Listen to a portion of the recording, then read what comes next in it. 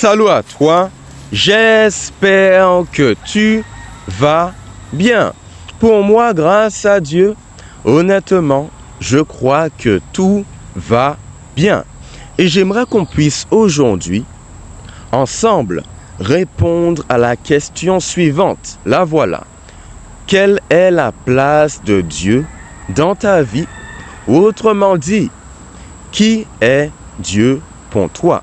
Face à cette question, tu devrais me demander, attends, mais quel message je veux transmettre, véhiculer aujourd'hui? Je prendrai tout d'abord la peine, si Dieu le veut bien, de te montrer la gloire de l'Éternel, sa souveraineté, la puissance qu'il a sur l'univers et le monde entier. Et deuxièmement, on va observer, réaliser, attends, est-ce que l'homme prend conscience que l'Éternel est le plus grand? Est-ce qu'il agit conformément à ses valeurs, à ce que Dieu nous demande ou non? Est-il borné et même fou face à la grandeur de Dieu? Et dernièrement, je souhaiterais qu'à la fin de cette vidéo, tu puisses réaliser concrètement que sans Dieu, rien n'est possible. Et que si tu veux réussir dans ta vie, spirituellement, physiquement, mentalement, émotionnellement, tu as besoin de l'Éternel. Et tu dois aussi lui donner la première place dans ton quotidien. Alors si tu es prêt, j'espère que c'est le cas. Allons-y donc sans plus tarder. La première chose à savoir, c'est la grandeur de Dieu. À quel point l'Éternel domine ce monde. Et si je devais simplement parler comme cela, j'irais dans tous les sens et la vidéo serait très longue. Car l'Éternel est si merveilleux, je n'aurais pas suffisamment de mots pour le décrire. Mais nous allons nous concentrer sur Ésaïe chapitre 40, le verset 26 puis 28, afin de comprendre, mais qui est Dieu concrètement? Quelle est son origine? Et pourquoi mérite-t-il l'adoration, la priorité dans nos vies? Alors pour avoir ces réponses, allons dans Ésaïe chapitre 40, le verset 26, dès maintenant. Allons-y. Il est dit, « Levez les yeux vers le ciel et regardez. Qui a créé cela? C'est celui qui fait sortir les corps célestes en bon ordre, les étoiles. Il les appelle tous par leur nom.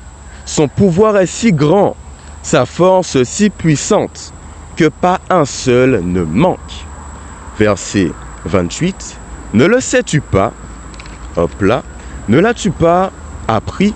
C'est le Dieu d'éternité, l'Éternel qui a créé les extrémités de la terre. Il ne se fatigue pas, il ne s'épuise pas, son intelligence est impénétrable. » C'est magnifique. Qu'est-ce que nous voyons ici? L'Éternel est tout d'abord le maître de l'univers. Les étoiles, d'accord, la Terre, la Lune, Jupiter, Mars, Neptune, peu importe. Il est le créateur de tout cela. Il régit les lois de l'univers. C'est beau, mais il y a une seconde notion, un second terme qui m'a interpellé. À un moment, il est dit que l'Éternel Dieu est le Dieu de l'éternité. Qu'est-ce qu'il veut dire par là, Ésaïe? Donc Dieu quelque part. Tu sais, quand nous sommes nés, quand tu es né, je suis né, peu importe, les étoiles étaient déjà là. La nature aussi. Pareil pour les animaux. L'homme n'a pas créé les fondements de ce monde. Il a seulement bâti par-dessus. Ce qui signifie qu'il a, Dieu, une prise sur le passé, l'alpha, et une prise sur l'avenir, l'éternité, donc l'oméga. Il est surpuissant. Ce qui signifie que moi, je ne sais pas ce qui adviendra de ma vie demain. Mais lui, il le sait déjà. Il sait quand je vais mourir, comment, à quel moment, à quelle seconde, quel jour, en quelle heure. Il a tous ces détails. Il sait si mes projets vont réussir, qui sera dans ma vie, si je serai père ou non. Tu comprends qu'on ne peut pas, tester et mesurer l'intelligence de Dieu. Car il était là avant nous. La mort n'a aucun pouvoir sur lui, alors que nous sommes sur nous de mourir un jour. Lui, il est immunisé. Il la détient même entre ses mains.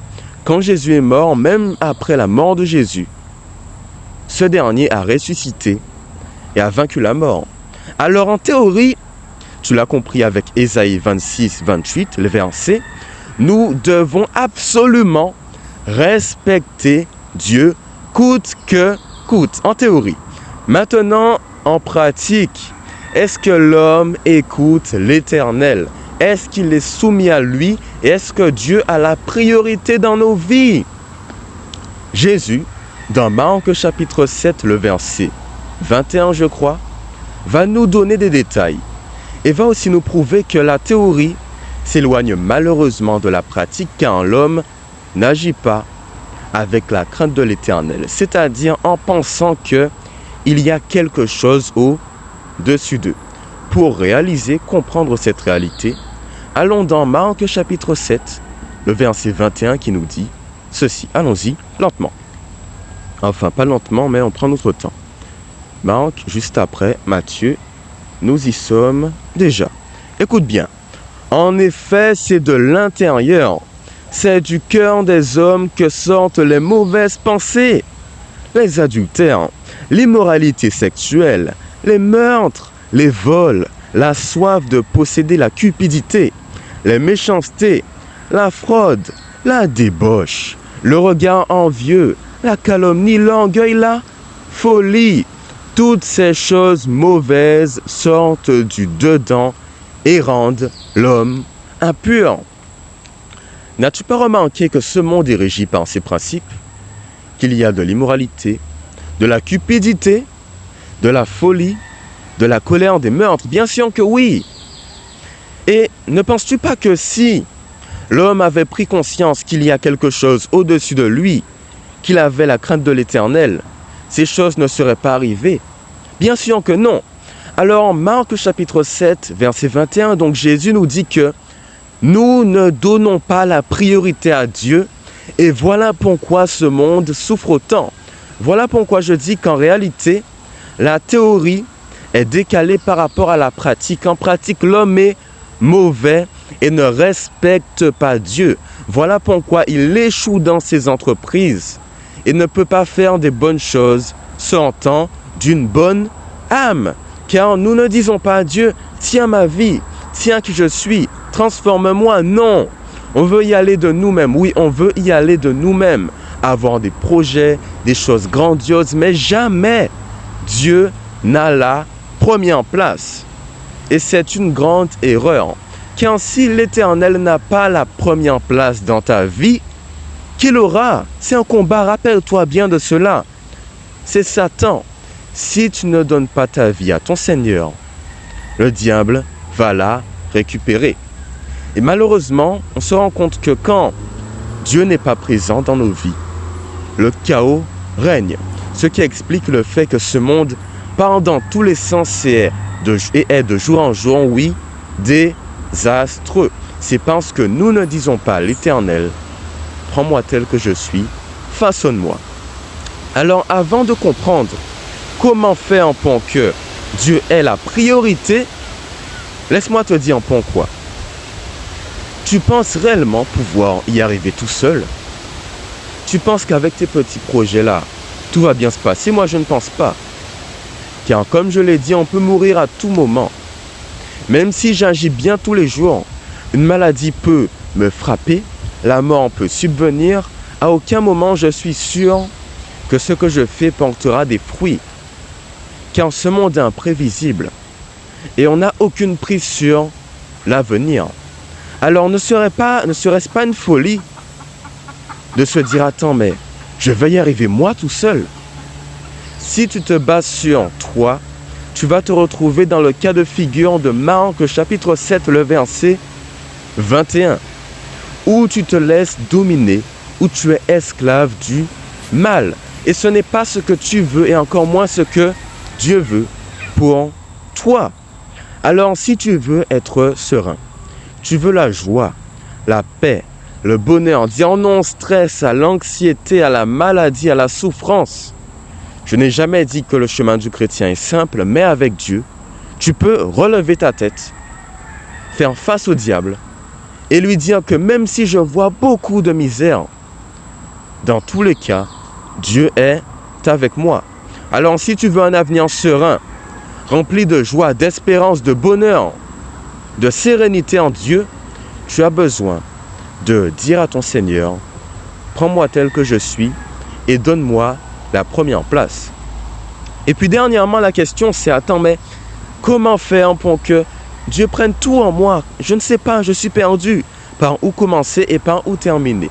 La réponse se trouve heureusement, merci Seigneur, dans Proverbe chapitre 3, le verset 5 qui nous dit ceci. Allons-y. Proverbe 3, j'aime beaucoup cette Bible, car elle est intéressante, la version.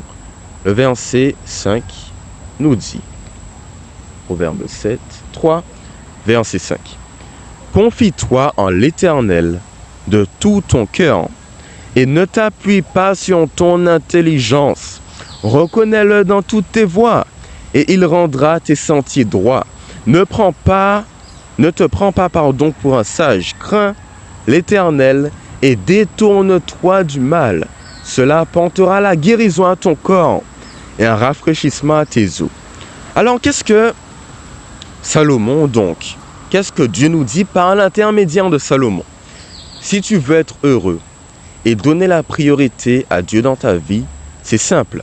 Ne te base pas sur ton intelligence. Car laisse-moi te dire ceci. La folie entre guillemets, de Dieu est supérieure à notre sagesse. Ce qui signifie qu'à aucun moment tu ne pourras te confronter à Dieu quand on parle d'intelligence. Alors non, arrête de te confier sur qui tu es, sur ce que tu accomplis, mais dis à l'Éternel, oh, Seigneur, tu me vois. Seigneur, tu me vois, laisse-moi te donner tout mon cœur, mon esprit, et façonne-moi comme le potier façonne l'argile. Et à partir de là, tout va changer.